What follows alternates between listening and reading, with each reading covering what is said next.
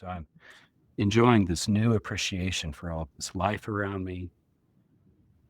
And then somewhere in that, I suddenly had appreciation for myself. Suddenly, in that, I could see the truest version of myself and recognize that that person deserves to be loved, not Mm. just by everybody else, but that person deserves to be loved by me. And I need to take time to do that. Welcome to Sacred Space, where healing, growth, and connection unfold through the power of sacred mushrooms in community. I am your host, Courtney Rose. My journey with sacred mushrooms spans over 11 years. In 2015, my husband Eric and I were arrested for our work with psilocybin, one of the most challenging experiences of my life so far, and one that deepened my commitment to building community with the mushroom. Since then, I've co-founded the world's first public psilocybin retreat center and now Sanctuary Church. Through it all, I've learned this truth. Authentic healing begins when we open our hearts to ourselves, to each other, and to the Creator. This sacred space honors the transformative stories of our members, each a testament to the sacred power of psilocybin.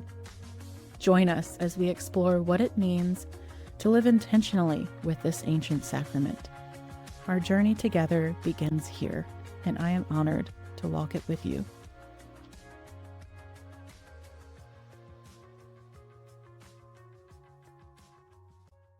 Hey, Scott, thank you so much for being here on the Sanctuary podcast today.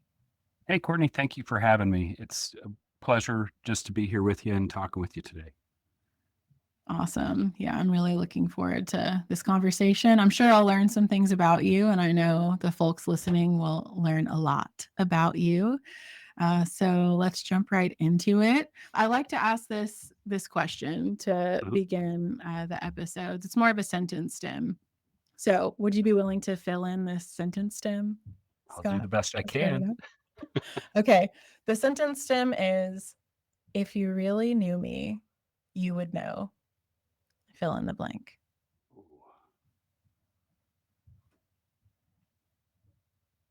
If you really knew me, you would know.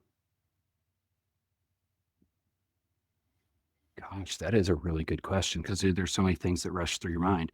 Um, I would say if you really knew me, you would know um, the the compassion that I carry. I'm a very empathic person, and I um, connect with people. Um, and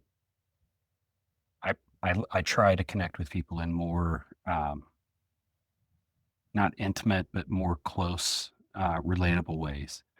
Mm. And it's hard for me to feel comfortable doing that a lot of times. I want to Mhm. know people deeply, um, but it seems like in today's world we're just so transient and people move and everybody's on the go all the time. It's really hard just to meet with somebody, sit down, have a coffee, have a chat. Technology is fantastic, but I like the in person. Let's make some eye contact and talk kind of person. So I would say if you Yes. really knew me, you would understand that about me and how that's an important piece of who I am and how I get to know people. Mm, I love that. Yeah. So, note to self, talk about more than the weather with you. I could just skip that because I am the same way. I can relate to that Yeah, a whole lot. Thank you so much yeah. for sharing that. Yeah, I think that's a wonderful segue into asking you about your journey to the sacred mushroom. I would love for you to talk more about that, your initial discovery of Mm, sacred mushrooms and what brought you to this okay. practice. Um, if I get carried away, stop me at any point. I'll Okay. try not to make it Okay. too long of a story. So, I think I would have to say that it started for me, 2018, 2019. I had a very, um, codependent relationship with alcohol, um, and, I was already prior to COVID, I was already in a place where in the deep recesses of my mind, I knew I was in trouble. I Mm, knew I needed to do something. I needed to change something. I had tried to quit a couple times on my own, and I could make that work for 15, 30 days. But, after that, I'd go right back into the same habits. Um, and so that led me on my journey of looking for a different solution. mm, I have some friends here in Indianapolis that, they've been through AA and, maintain their sobriety. But when I listened to a lot of what they would say to me, um, for me personally, it just didn't feel realistic. Um, I'm not a I can never again kind of person.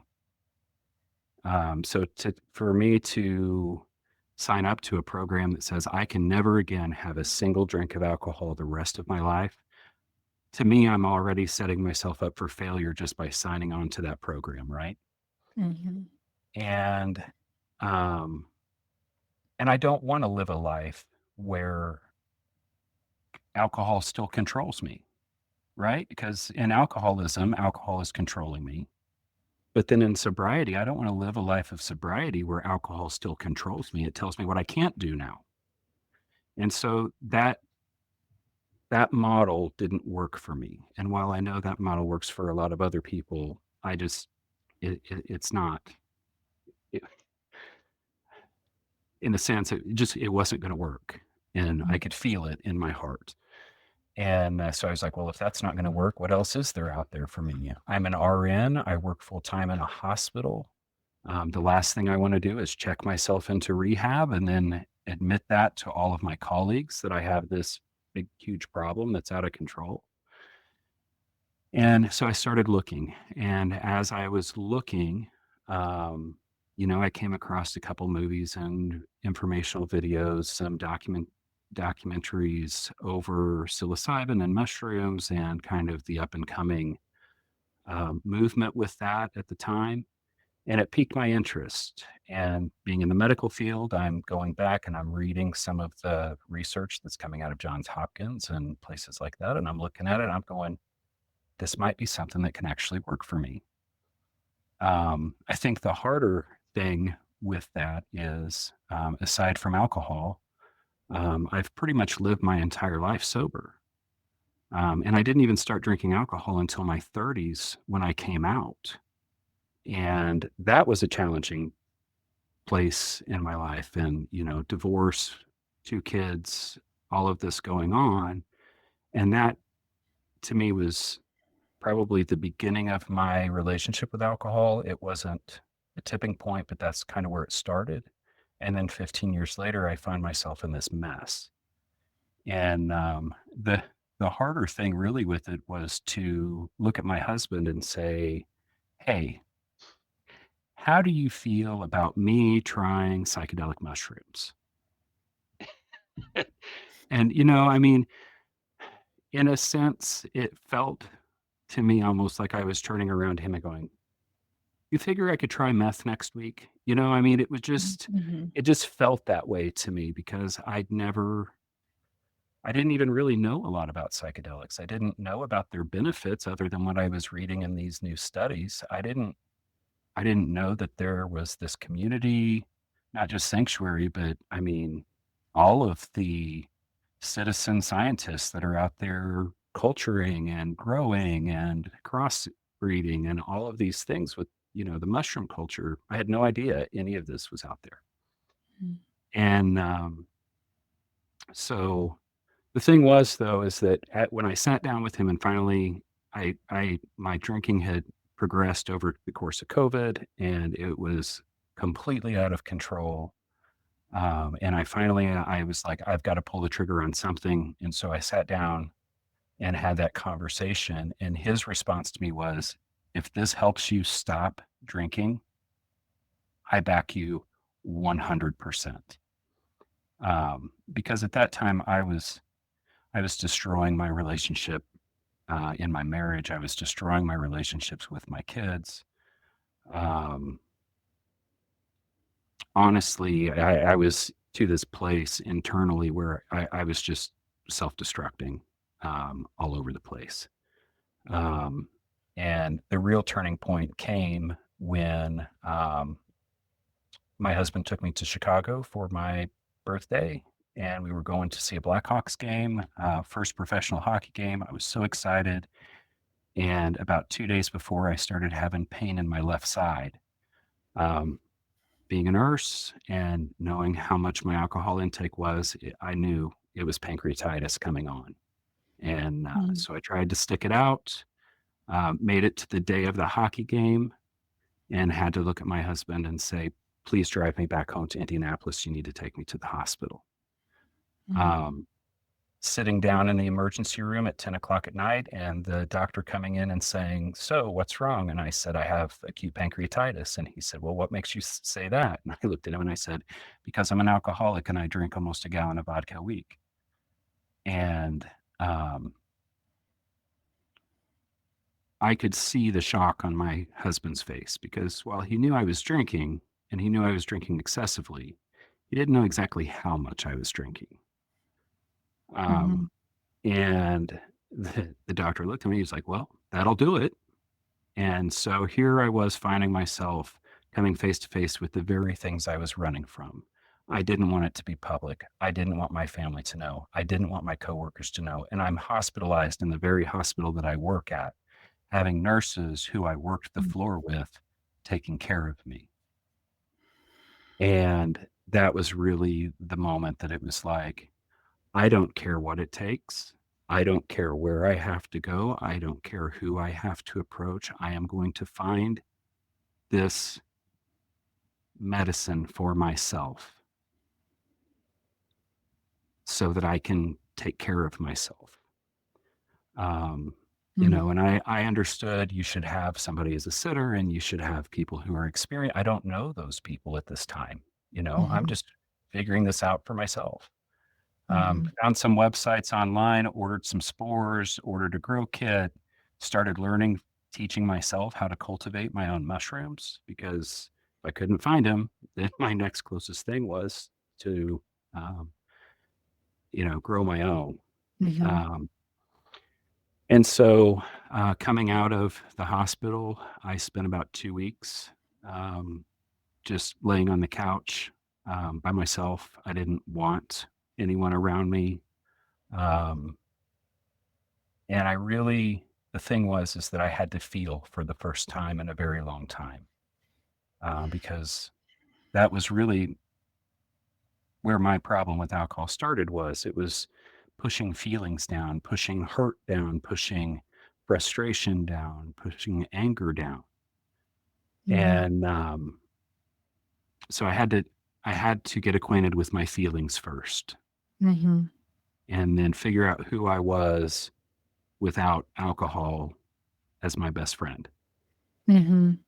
And so I went to therapy. I sat down on the first day with my therapist and I said, what do you know about psilocybin therapy? And she was like, absolutely nothing. And I was like, well, that's what I'm looking for.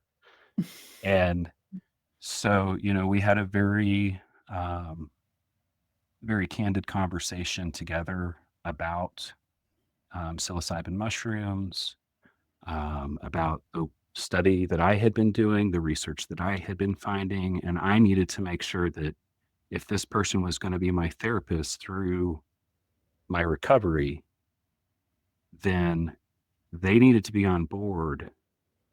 Even if they're not educated, they needed to at least be able to give me the permission to, be able to have these discussions with them. Mhm. Um, and so that established a very good trust relationship with my therapist. She's like, I don't know anything about it, but I'm down to go for the ride with you. So, we'll keep talking. And a few months later, I had my first truly deep psilocybin experience. Um, I want to add that not only suppressing my emotions as far as, my compassion and my ability to connect with other people, because it's overwhelming working in patient care. You Mm-hmm. need, you know, and but aside from that, I was angry. I was angry all the time. And I had been for years. Any small thing that most people would be like, "Ah, that's inconvenient," I would be full of rage over. I Mm-hmm. had what I called, it was a softball-sized knot right here in my chest that I felt 24 hours a day, 7 days a week, and I knew it was just this anger and this rage that was just ready to burst open at any moment. Mm. And the morning after my first deep experience with psilocybin was the first time in over 20 years I had woken up without that knot in my chest. It was gone. Um, Mm. and, that was waking up to that being the first thing I noticed. I mean, how awesome is that? Yeah. It's like, I'm not even sure if it helped me with my alcoholism, but man, having that gone is wonderful. I love this stuff. you know? Mm-hmm. What a Yeah. relief. Yeah. Yeah, I mean, I'd love to could I reflect something back to you? Yeah, absolutely. As you're taking us on this journey, over the last, I think, what, 5, 6 years, it sounds like, I just keep thinking, "This man is so courageous." I mean, to just starting with your marriage ending and having children and being brave enough to come out and make that decision to live as you authentically is so incredibly courageous. I mean, something that so many people, I think, just don't do. Yeah. And so I can only imagine how, like, hard that would be to feel all of that. Whew. I mean, I can just only imagine, how your life could have been just totally turned upside down, Mhm. um, during Well, that time. and it was when I went through my separation and divorce, I was still in nursing school. So I was going to school full time. I was 33 years old. We had one car, we had a rental house. I didn't want to take away from my kids. So when I left without a car. Mm, I was a full time student. I had to find a part time job. Fortunately, I was going to quit school, and one of my school classmates was like, "You are absolutely not quitting school. We are a semester and a half from being done. I am a divorced 50-year-old woman. You will move into my spare bedroom. I will feed you. I will make sure your ass gets to school. You better pass your tests." So I had an unexpected support system there that mm, helped me get through that time, but it was challenging. I didn't have my ex-wife hid my children from me for 2 months mm, because she didn't want them exposed to my lifestyle and who I was, living authentically and out. mhm, Um, it was a very, very frustrating time. Um, so yeah, mm. it was rough. And Well, I think that's so I know it's so relatable for probably, dare I say, all of us. I mean, maybe not in that looking exactly like it looked for mhm, you, but in the way of trying to live, authentically and being faced with those challenges, and trying to figure out how to deal with all of it. I yep, mean, no matter really what the situation is when we have a big life change and we're feeling, oh my gosh, everything around me in my life is now changing in front of my mhm, eyes, and I have to figure out how to manage all yep, of this energy running through me. So would make sense that turning to something Yeah. like alcohol would be an option. And I know is for so many Yeah. people. And so, okay, so I'd love to hear more about that experience, like what that was like for you, that first mushroom experience that you had, that deep dive experience. Like, actually, if you could go back to that Oh, I space can. and Um, share, like, what really stands out to you from that so, experience. um, this was probably of anything when it comes to the mushroom, this is the one thing that I can say, do not do what I did.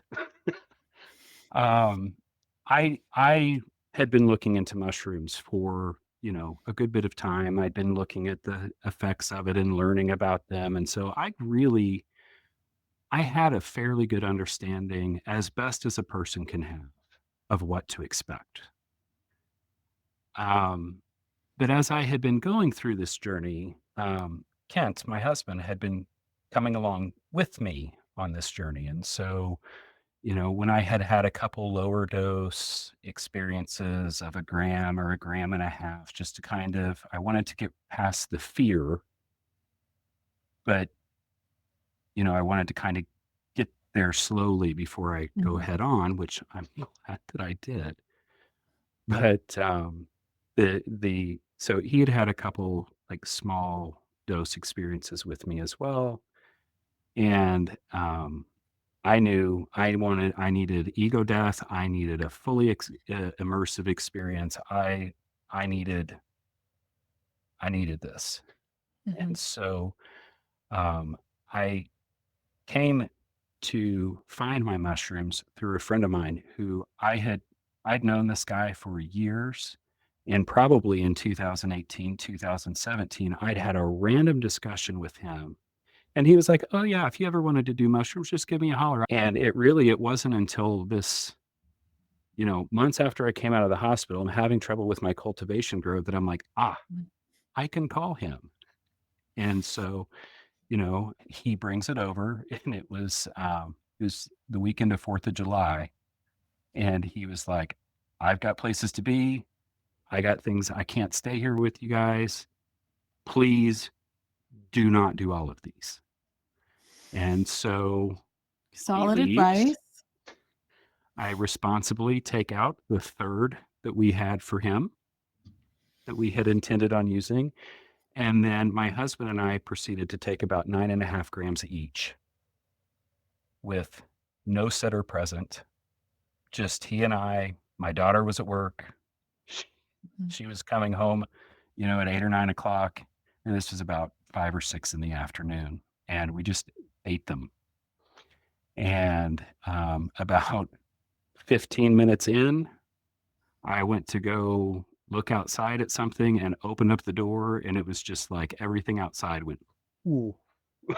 And I was like mhm, I looked at Kent, and I was like, "You gotta get me outside to lay down somewhere." Summertime, I wanted to be out on the, outdoor furniture. It's like, "You gotta mhm, get me outside because in a few minutes, I don't think I'm gonna be able to move." And, so it was a beautiful experience. My husband speaks Portuguese. He spent a couple years in Brazil, and so he had this beautiful Brazilian music on. He was singing to some of it, so it was this just completely, just incredible experience just to have the sound and music and light, and visuals started to change, and everything got, really crazy for a little while. Um, I was able to, really when I was probably at the peak, I was able to sit down with my daughter. She came home, and we sat down, and I was kinda talking with her, and I was able to kind of really share from my heart to her my grief of being absent. mhm, I had mhm, a handwritten letter from her that she wrote in 2021 asking me to quit drinking that I kept in my wallet every day. This mhm, is 2, 3 years later, mhm, and, um, I needed to make things right with her. I Mm. needed to tell her that, and the other thing is she comes home from work and here I am, you know, completely in this experience. And, you know, I remember her walking through the house and we saw her through the sliding glass door. And I said, great, May's home. Now I have to try to act normal, which seemed to be the most hysterical thing I could possibly have said in the moment. So she comes out into the backyard and I am just howling with laughter. And she looks immediately at my husband and she's like, "Is he okay?" And he You was like, hadn't told her, though, it "Well, sounds like, or had you she knew that before I that? was planning on doing the mushroom. She just didn't know when." And so she's Okay. seeing me laugh, though she's used to seeing me angry. And so she's Mhm. seeing me laughing like this, and she's like, "Is he okay?" And Kent was like, "Yeah, he's fine." And she looked at me, she goes, "Are you tripping?" And I was like, "Yes, and, I need to talk to you about this because I need you to understand why I'm doing this." And so we sat and we shared, and the she said the best thing to me that she could possibly say because there was this level of shame, right? Mhm. There's this level of shame that I'm doing this illegal drug that nobody's supposed to have and, Mhm. Mhm. makes people crazy and all of those things that you've been fed through the media for so long. And, so I'm trying to have to explain to my daughter why I'm in this altered state, and that the intent is there for it to help me. Mhm. And she looked at me and she said, "Dad," she said, "you're doing this so that you can get sober, right?" And I said, "Yes." And she said, "Then I don't care because it's most important for you to be sober than whatever this is." She said, Mhm. "I don't care, Dad."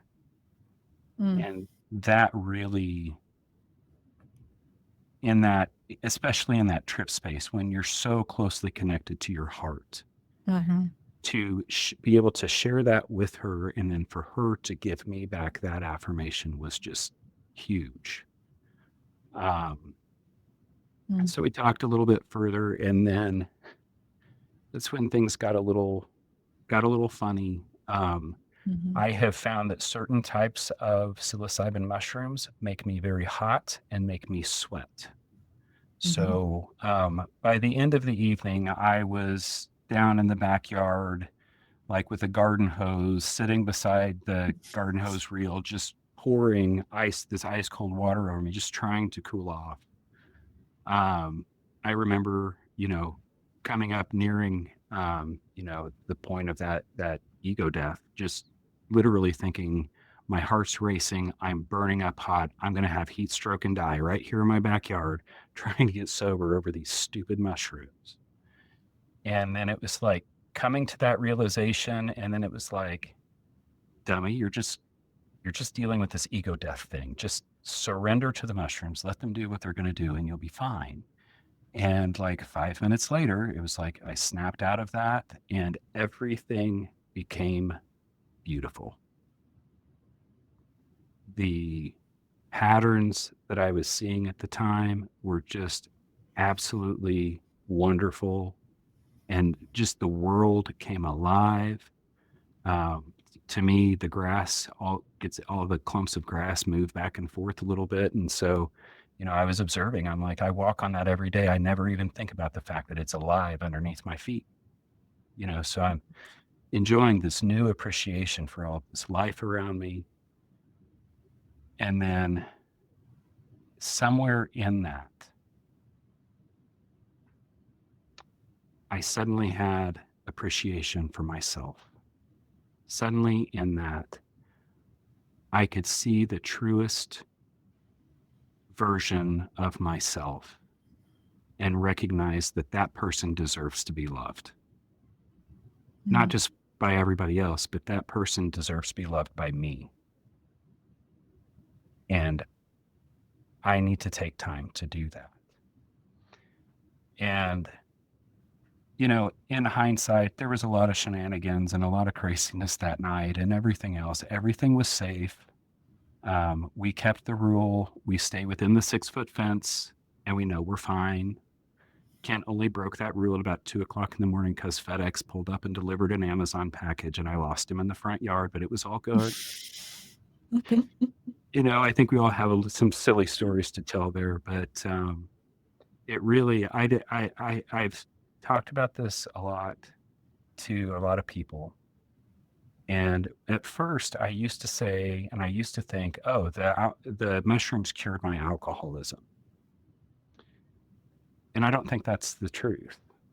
Hmm. The mushrooms cured my self-loathing. The alcoholism was a symptom of that sickness in my heart. Right. And when I didn't hate myself anymore, when I didn't want to destroy myself anymore, when I didn't want to walk that path anymore, I didn't want to drink myself to oblivion anymore. Mm. I wanted to feel my feelings. I wanted to feel my emotions, and I want to feel and experience them as deeply as I possibly could. That's what the mushrooms did for me. It wasn't that they miraculously healed me of alcoholism. They miraculously healed me from myself. And then Mm. through that, I could tackle the other issues. Mhm. Um, Well, that sounds like, I mean, the ultimate first deep dive mushroom experience. I feel like that went just about as well as it possibly could have gone. yeah, yeah. That's amazing. Gosh, I mean, just everything from you going into it with your spouse and him being on board and going into the space with you, and that opportunity for your daughter to come home and get to see her father loving life, Mhm. like letting go and getting to just love himself. And I mean, I just can only imagine what a relief for her, even if it was a little weird. Like, oh my gosh, this is so nice to see someone Well, I love so much and laughing. And she stayed out with us for a while, and she was out and she was telling jokes with us because it was easy to make me laugh, right? And so she was enjoying the time with us as well. And it was so funny at one point, um, and this is kind of crass, but just bear with me for a second. Um, she was leading me around the backyard, and she kept looking down, but she was asking me questions. She's like, "So what does it feel like? What are you seeing? What are you hearing anything? Are you noticing this? Are you noticing that?" But this entire time, she's leading me by the hand around the backyard, and she's looking down the entire time. And finally, I'm just like, "What are you doing?" And she goes, "I'm looking for a pile of Jake's dog poop." And I said, "Why?" And she goes, "Because I want you to step in it and tell me what it feels like." And I was like, "You are the worst spirit guide ever." yeah. And the funny thing is a few months later, she came to me and she asked me to sit with her for her first experience. And she really, um, coming from that, now we have the ongoing joke of any time that one of us is sitting with the other, that, let's go outside and let's go walk around. You get the dog poo Yeah, test. yeah. So, but Wow. yeah, we just it has worked. The mushrooms as sacrament has worked itself into my entire family's life. It's not just my sacrament anymore. It's my daughter's sacrament. It's my husband's sacrament. Mm. And, we take turns sitting with each other depending on, where we're at with things. We have a beautiful space above our garage that's our carriage house, and that is our designated trip space. Mm. It's indoor, it's safe, there's water, there's refrigerator, there's food, there's all of the comforts that you could possibly need, minus Mhm. a bathroom in that space. And, we have projection light that does a galaxy aura across the ceiling and, these just little things that we like to have. And the really cool thing with it is when my husband and I do some, lighter exploration together with each other, um, when we sit down for those experiences here in the carriage house, he always looks at me and says, "This is where we used to come to fight. This is where we used to come to argue. Mm. And now we come here to grow together, to be together, and to know each other more deeply through these experiences." Mm. And he says, "What an amazing change this has been, not only for you, but also for our marriage and our family." Wow. Oh, that is so beautiful that you've both together transmuted that that energy. Um, it sounds like he's been such a big part of Oh, that with you. absolutely. And it's been, I couldn't have done it without not only his support, but also his patience over the course of 7 years while I spiraled out of control. Mm. You know, he stayed. I gave him every reason to leave. I gave him every reason to walk away from this relationship. And I wouldn't have Mm. blamed him if he had, but he Mm. stayed. He saw Mm. something in me that I couldn't even find in myself. Mm. And now, when we journey together through the mushroom space, we both explore our hearts with one another and share from those deep places and reveal some of those spaces that, we've been together for 13 years and we're still finding things out about one another now because we never, could get to that trusting, loving, safe space to really connect and have those conversations. The mushrooms, the sacrament has, really made those changes in our relationship. And in some ways, not only, you know, the mushrooms saved me from my alcoholism, but I see my husband saved my life because he Mm. stayed. And then whenever I came to him and said, "This is what I need," no matter how crazy it was, when I said, "This is what I need," he was there to support me through it. So Yes. That is love. Maybe something more than love, but I guess that brings me to asking you to talk a little bit more about when you say sacrament, um, which can be a very loaded word for a lot of people. uh, could you talk a little bit more about um, your relationship with the mushroom in that way? You mentioned coming from the medical background, mhm. and there's that whole school of thought on psilocybin, and then there's the more spiritual practice inside of it. So could you just talk a little bit more about that evolution for you? Yeah. Gosh, that's um, so after my very first experience with psilocybin, that trip, that 9.5 gram trip, waking up the next day, I knew that what I had taken was something sacred. There was no doubt in my mind. And I mean, it was immediate. My attitude changed from, yeah, I'm going to trip balls this weekend on 9.5 grams of mushrooms to, this is sacrament. This is special to me. This isn't something recreational. This isn't a party drug. This isn't, Mhm. this is something different. This is something I've never experienced before. Mhm. And then um, kind of to explain a little bit on of how I view the mushroom.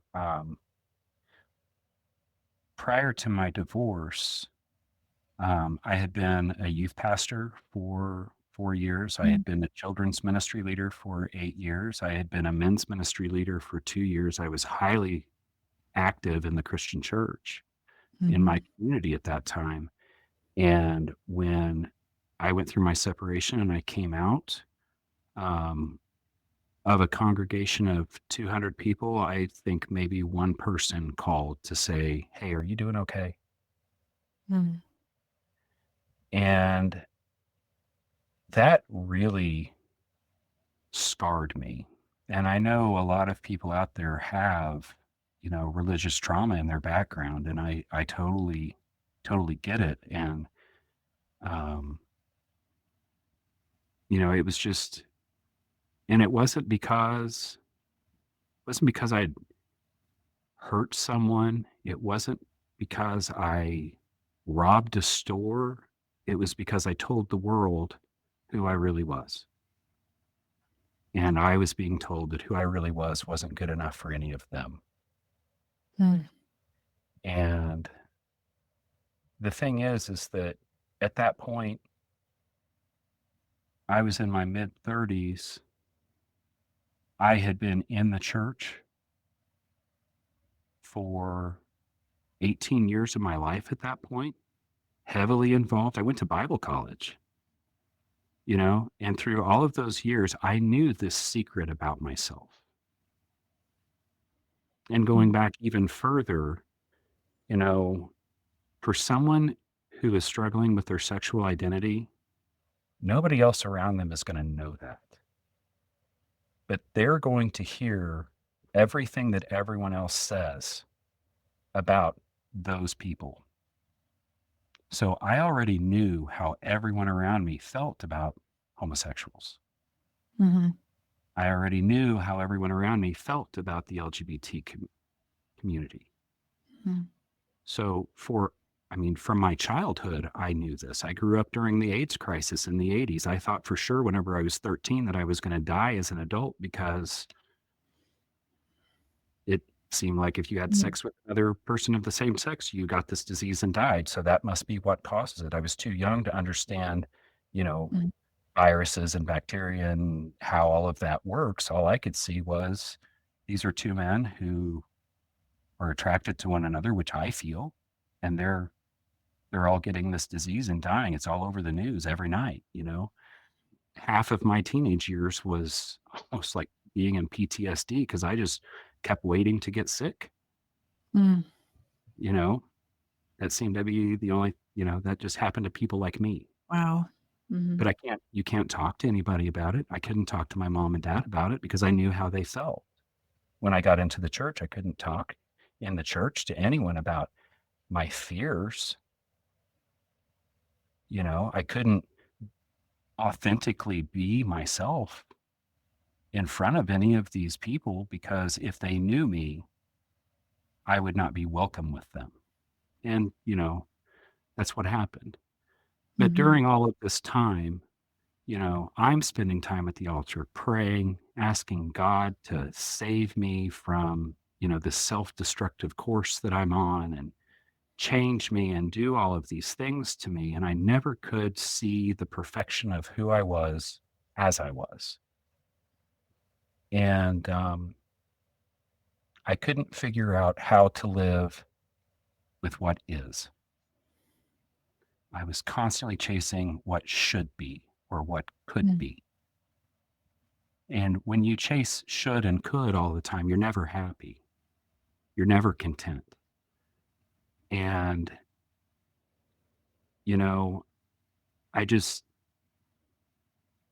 coming to the mushrooms and experiencing that sacrament in so many ways completed my faith, completed my spirituality, and completed my relationship with my creator because I never had access to my mm, creator the way that I feel that I do through the mushroom.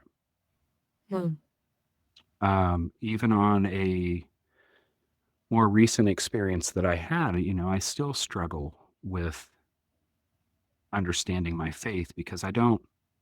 I ascribe to a lot of Christian beliefs and Christian morals, Mhm. but it doesn't define who I am. I would not call myself a Christian by any means. I don't practice. I don't go to a Christian church. I don't think that pastors deserve the clout and the influence that they're given.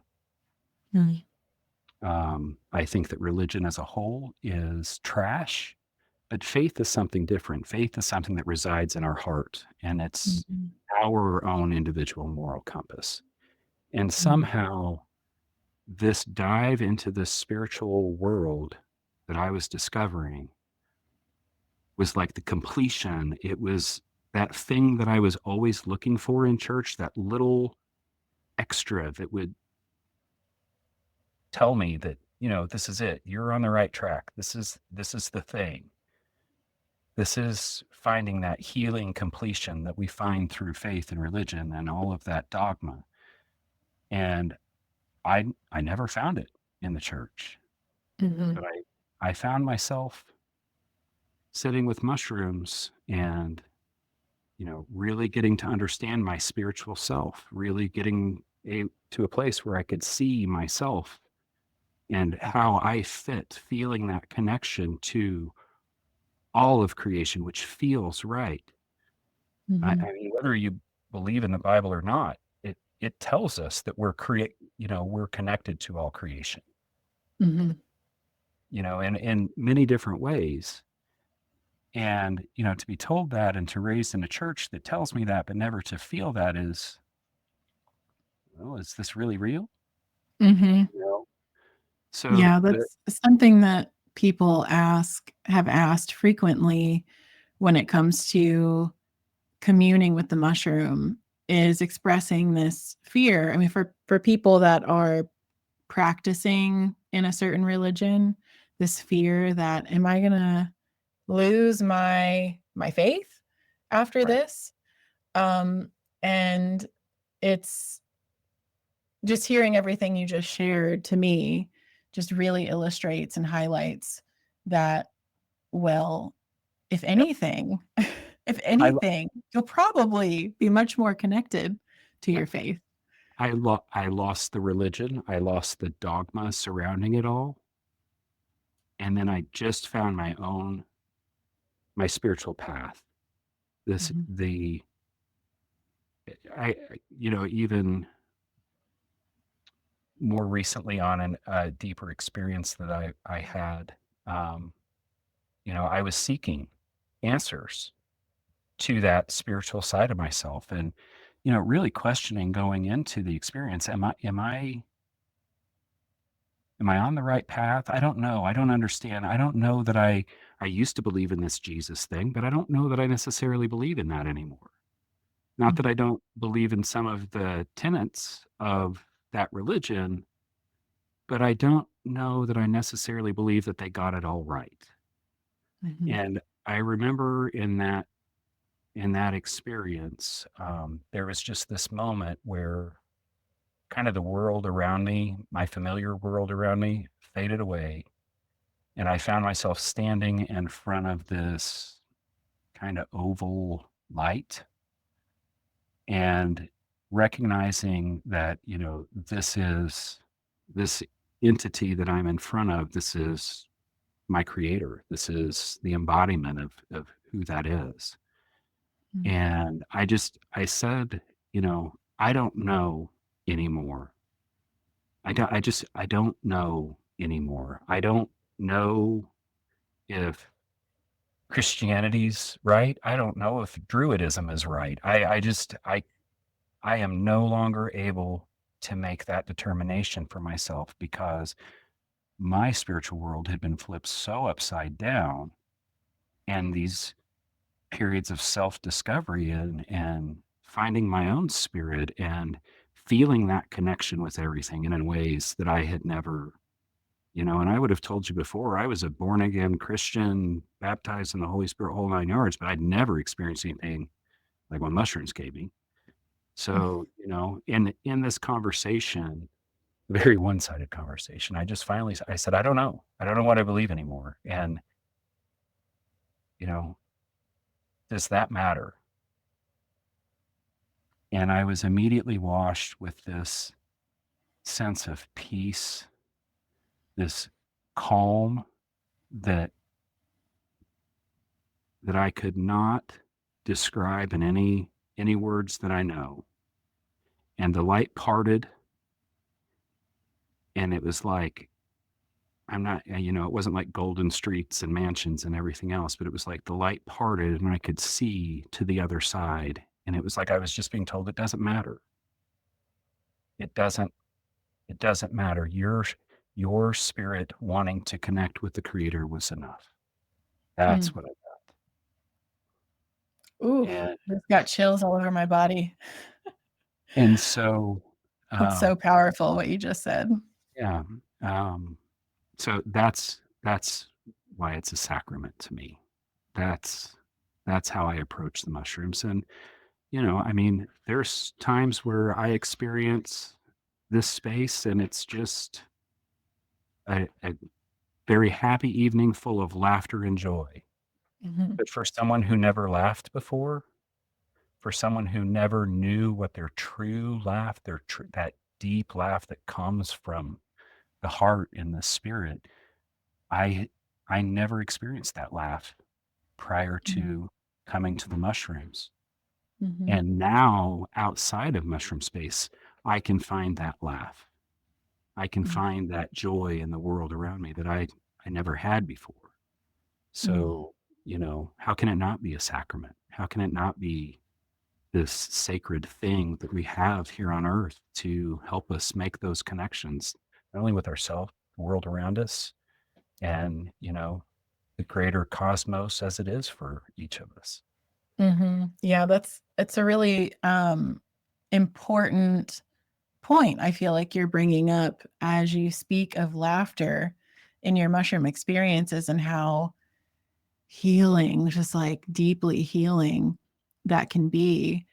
Because I feel like that is somewhat of a misconception that we're working through right now in society. The difference between recreational with no intention, no like real sincerity and set and setting and mindfulness, and the difference between that and going in to a sacred space and with an intention, with Yep. sincerity, and then getting the laughter and getting the fun and getting the enjoyment.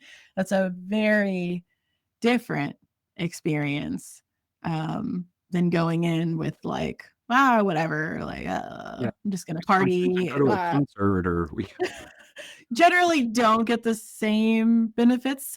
right, Sometimes maybe, but usually not so much. right. Um, So, um, I'm I'd love for you to talk a little bit more about your I'm curious if this has impacted your work life. You oh mentioned gosh. how much that is empathically for you. That's what I interpreted, just the work that you do. And yeah, I'm just really curious how this practice has impacted that.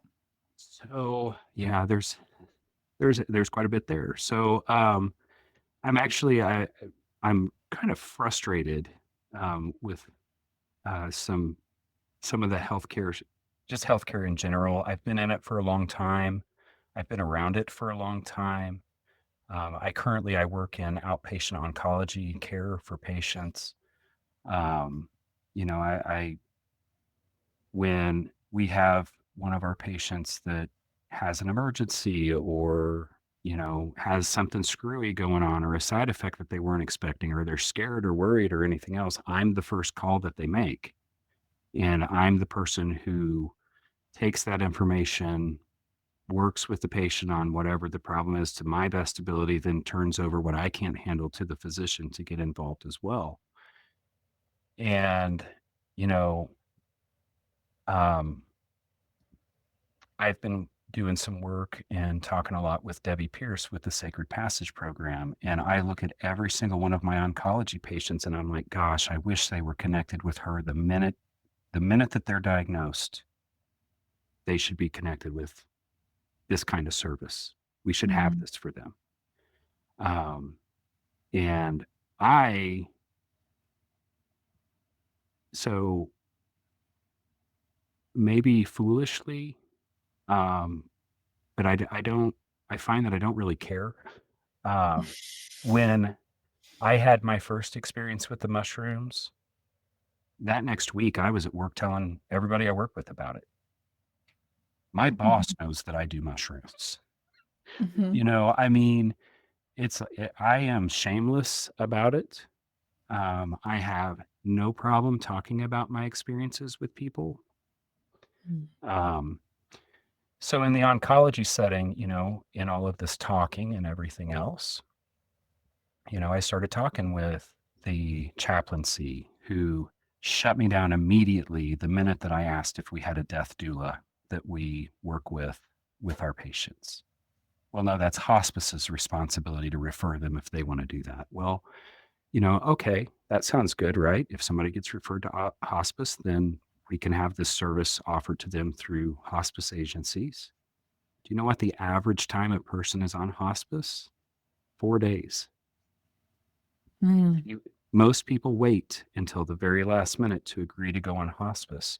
And if Mhm. you know, knowing what Sacred Passage does and how they work with patients, um, that's not something that you do in 4 days. That's something you do over the course of months, you Mhm. know, sitting with someone, writing their life story out for them, talking with them on their relationships, finding out if they need to heal any of those before they're ready to go, helping them find ways to heal those relationships, those things that are left undone. You know, that's beautiful work. And, you know, and I take calls from patients that are in crisis, you know, some of them coming all the way up on, you know, the last what ends up being the last couple months of their life, and they're scared, they're afraid, they're alone, they don't Mhm. have support, they don't there's only Mm. so much from my role that I can do and get involved in. But then here's this program and you know, I get shut down. I talk to the palliative care physicians and say, "Hey, have you heard of this?" You know, Mhm. the first palliative care doctor I talked to was like, "I don't even know what a death doula does." And I'm like, "You're Mm. palliative care. Isn't Mm. this something, you know, isn't that kind of like Mhm. knowing what hospice is for you? Mhm. It seems like it should go with that." Mhm. And, you know, I was able to get him to, you know, look into it. We had a couple conversations. I reached out to my social work manager who Mhm. oversees our social workers over the oncology department. I'm like, hey, can I just get information to your social workers that they can just pass out so the patients can make this decision on their own? You know, and this Mhm. wasn't about like, come meet a death doula and we'll give you mushrooms. This was come meet a death doula and here are all these different modalities to help you move through this process of your life. Mhm. And that printout, I believe, was taken to the board and was flatly rejected. I am not allowed to share sacred passage with my patients. I'm not allowed. We have no pathway to, and whether it's sacred passage or not, we don't even have a pathway for me to refer a patient to any death doula. It's like we Hmm. don't even recognize that as being a valuable um, Wow. point of care. And so that's for me being in the role that I'm in, that's very, very frustrating. So Oh. the only recourse that I have is just to be as vocal as I can about it, talk about it to anybody that will listen, Mhm. talk about responsible use. Mhm. You know, I get asked sometimes if I think that this is something that, you know, healthcare providers should be able to prescribe, or is this something that should be available to people through a prescription basis, if not just legal? And I'm like, if it's legalized through a prescription basis, okay, fine, as long as it's out there for people to get. But anyone who is prescribing it needs to have a full, in depth experience with the sacrament so that they know and understand Mhm. what they're giving their patient. The importance of intention setting, the importance of being in the right state of mind before you even approach the mushrooms, Mhm. you know. Um, which is a very different framework yes. for physicians, because Yep. generally physicians aren't taking the prescriptions Right. that they give their patients. Yeah. So, And, mhm, this needs to be something different. If they move not to go through the medical route and just make it available to the public, I have no problem with that. But I think that we as a community need to be ready because if that happens, we need to be there with our experience, our understanding. What is an appropriate setting? What is a safe setting? What is a mhm, safe dose? How do you determine? I take medications for attention deficit disorder. Believe it or not, that 9.5 gram trip for me, while it sounds wild and crazy, is about, from what I've observed, is about what a 5.5 gram trip is for someone who's not on that medication because my ADD meds blunt it. So I have that to makes take more than a lot 5. more sense to me now, how you were able to talk with your daughter. I was thinking, okay, I've got an understanding of Scott's tolerance right now. Generally, that's not really a possibility for Right. folks with 9 grams. And I absolutely, I don't recommend to anybody that they run out and do that. But if somebody's not out there educating for people who are new and talking about it, and how can anyone know to come to me to ask me questions if I'm not telling anybody that I'm practicing with this sacrament? Mhm, mhm, That's what has been the biggest surprise to me, I think, is now that I'm out there talking about it, I find all of these people who are like, "Oh, yeah, I used to do that all the time."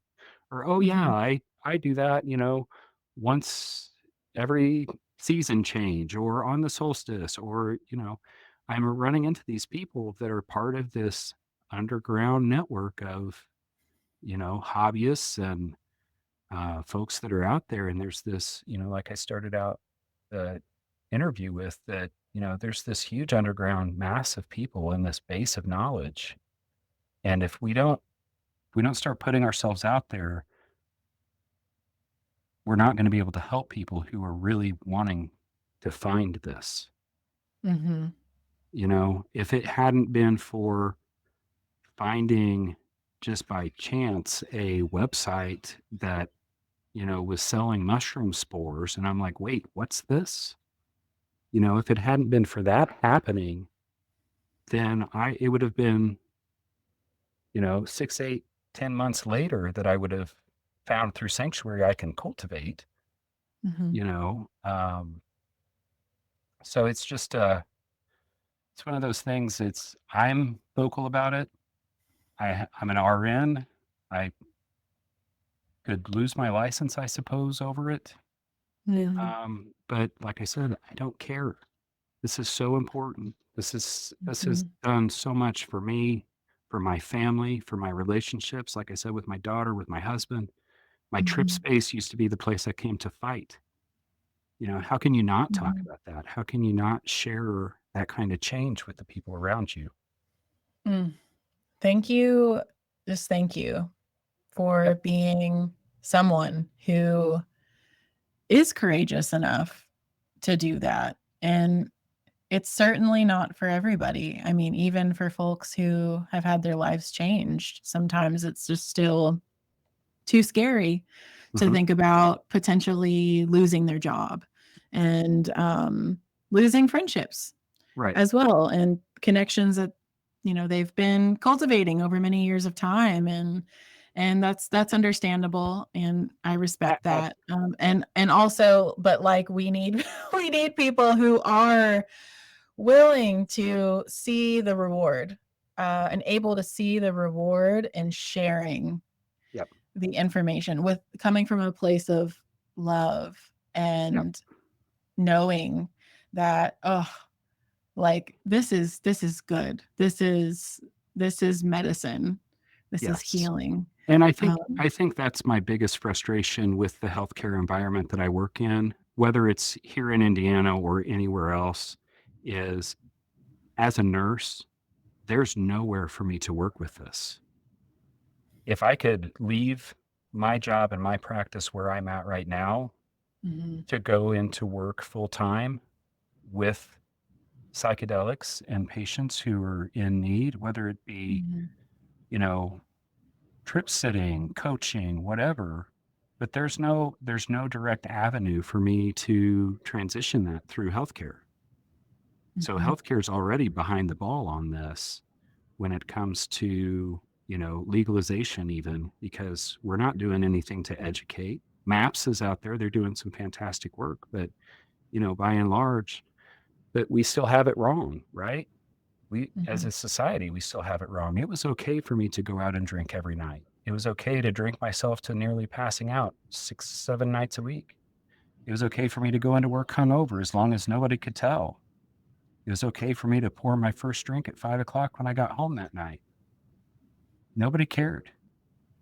They're not drug testing me for alcohol. Nobody cares. But we've got it backwards because I could get fired for this practice.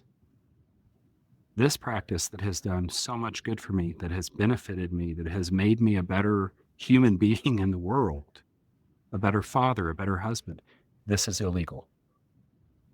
And that's the big wrong in it all to me. Yeah. Yeah. I feel you. Um, it's, I have a lot of, I'm coming to a place of having a lot more love and care. It's hard. It's so Hmm. hard. But having love, trying to just love the culture with an understanding of it's coming from fear and misunderstanding, Hmm. because it is so hard to not get so upset and frustrated and angry. Like, don't you see, you're like you're worshiping the wrong god here, Hmm. like, or we could put it in different terms, but like, Right. Yeah. uh don't you want to be in the light? It's way more fun over here. It's just Right. way nicer Yeah. to be in love and, just sharing and happy and healthy. Yeah. Come on over here. And even like with even with like switching to the psilocybin, I mean, I'm sure not drinking had something to do with it, but once I started practicing with the sacrament, I had to go off my blood pressure medications. I've had to take myself off of medications for health through my primary care physician because I don't need them anymore, or they're causing me harm because, like the blood pressure medications, because it was causing my blood pressure to bottom out.